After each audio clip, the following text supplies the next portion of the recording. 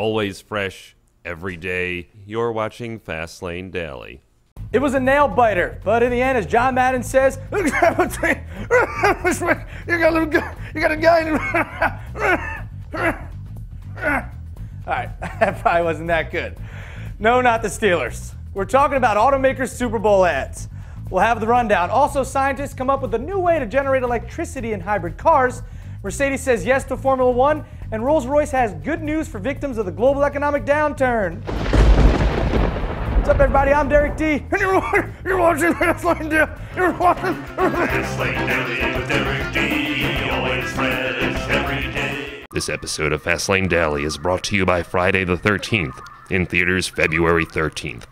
This year's Bowl Break saw showy productions from Audi, Toyota, Hyundai, and even Pepsi.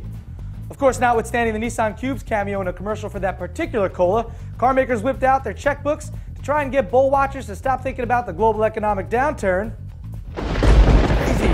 And start thinking about cars again. Or trucks. Toyota asked if we were Avenza, and we discovered we're not. Then it proved a 2010 Toyota Tundra could take the heat of a steel spiral fitted with gas jets. That's hot. Then Audi took us through the past 4 decades of car chases, with Jason Statham through the 1970s, 80s, and 90s, and managing to sneak in digs at Mercedes, BMW, and Lexus before showing off the new supercharged A6 3.0T. Hyundai used the pricey attention to launch a campaign for its new Genesis Coupe, with a song by Billy Corgan and Drifting by Reese Millen. Hyundai, like Sunday, left no doubt the Genesis is rear-wheel drive. Of course, our favorite was the Bridgestone tire moon buggy one. Let's have a look. So what was your favorite car-related Super Bowl commercial? Let us know in the comments below. And could potholes be the answer to better fuel efficiency? Well, it's possible, say a team of researchers from Tufts University. That after working up a novel approach to regenerating electrical energy using a car's shock absorbers.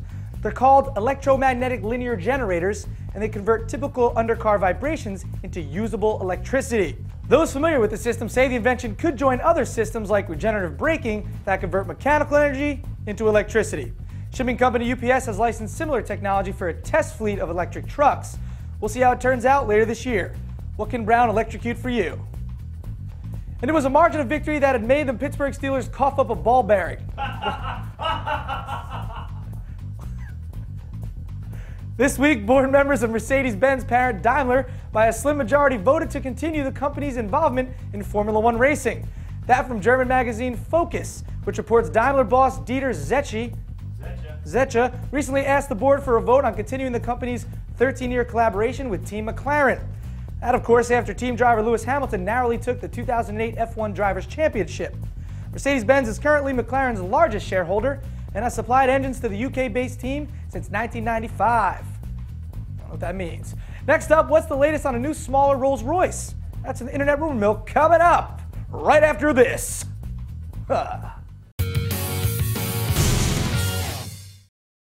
Where's your sense of adventure? Right here.